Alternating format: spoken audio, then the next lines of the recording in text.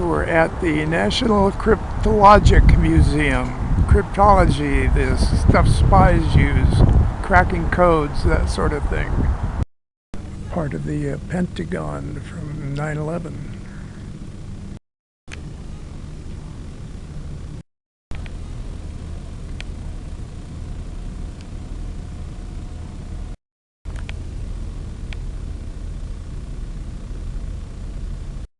This machine is used to encrypt messages, and the Allies would use this to decrypt them.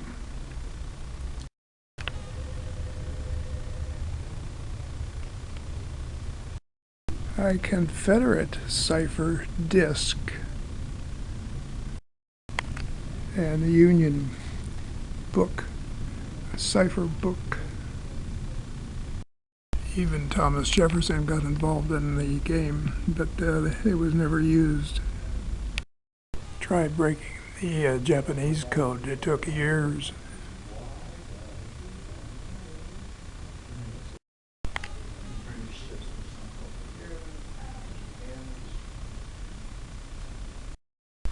The Enigma machine, the German encoding device, breaking the code on this was thought to have shortened the war. And more German machines. This is Independence Hall. You'll remember that this is where the Declaration of Independence and the Constitution were both debated and eventually signed. You could easily call this ground zero for the United States of America. We're about a block from Independence Hall, and we're looking at the foundation for the President's House, where George Washington and I believe another president lived during their tenure. This is Betsy Ross's home, accredited with making the first American flag for George and the boys. Now that's been some debate on that, but nonetheless she'll remain the one getting the credit.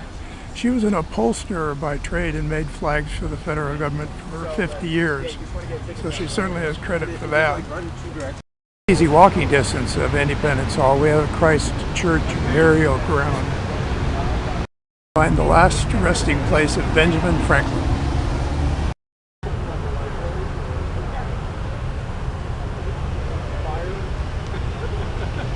It would be Elfreth Alley, downtown Philadelphia. Now this is where you would see homes still being lived in today, built back in the 1700s. Just like you would see in the pictures or drawings of Ben Franklin's day. Here a child has been very helpful about the house that he lives in on Elfreth Alley. It's the oldest street in America that is still around. Most of the houses are built in the 18th century.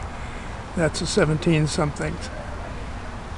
These houses were built between 1757 and 1762. Doesn't this just look like a house that you would think of from the colonial days? It's certified as an historical house. 1752. And across the street, a holdout from the Revolution, a loyalist. Benji here's got his eye on a piece of beef jerky I'm eating. Even though he's eating a whole biscuit, he's junk food for the day, he's got his eye on my beef jerky here. Now Benji, you're not even going to chew it if I gave it to you. Stop licking your chops. You're going to swallow it whole. It's a waste of time to give you good food.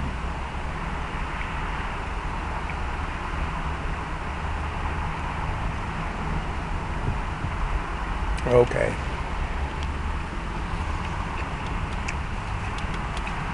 Yeah, I told you.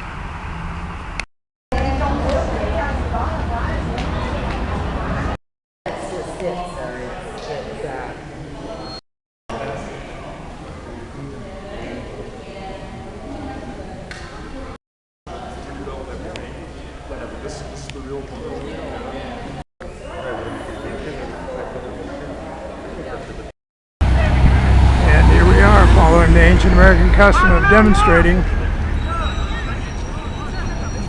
Must have taken a prayer out somewhere. The National Museum of American Jewish History. Rita Hayworth's ruby, sapphire, and diamond earrings made into a shoe. And Marilyn Monroe's crystal earrings. Said to be $1 million pair of shoes. And rubies.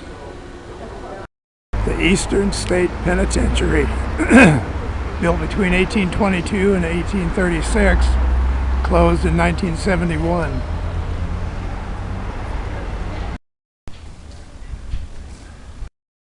Cell block number 1. There's no light, but I'm going to take a flash picture in here.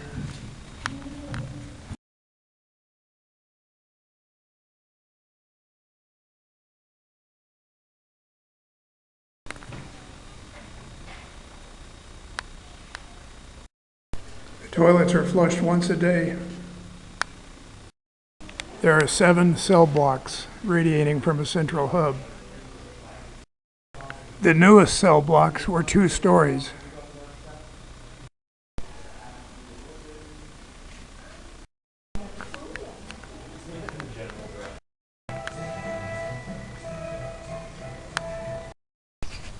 Pretty imposing.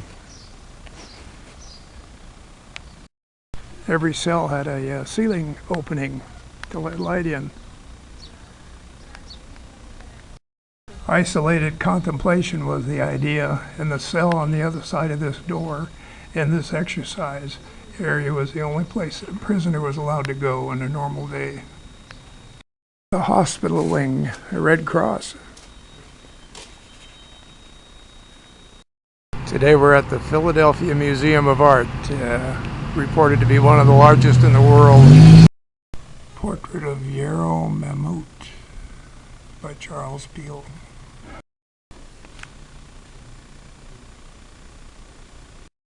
The Annunciation by Henry Tanner. This is Mary being told by the angel Gabriel that she is to have a child.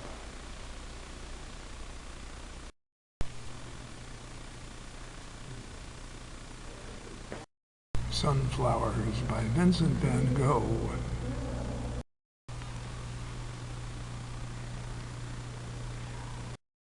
The City by Fernand Léger.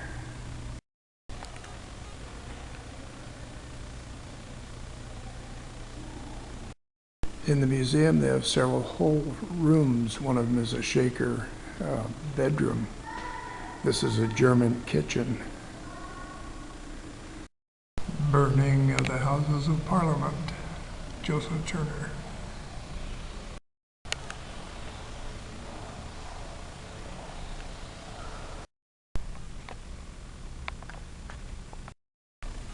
The Head of Christ by Rembrandt. Now that is a full set of armor, including the horse.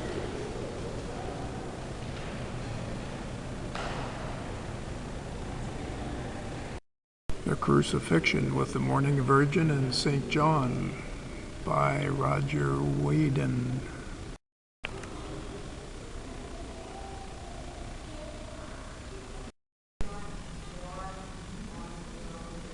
A Japanese tea house.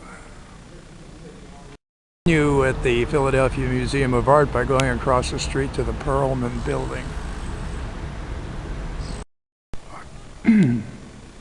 A cowboy in his pink bedroom, presumably designed by his wife. We're at the American Helicopter Museum in West Chester, Pennsylvania.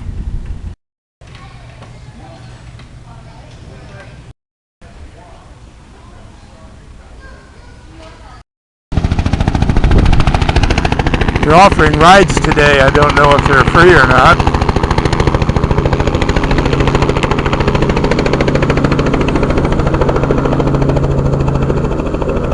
This is called an Osage. It takes off like a helicopter and then flies like an airplane. It has to be going pretty fast in a forward motion for the lift to affect on the wings.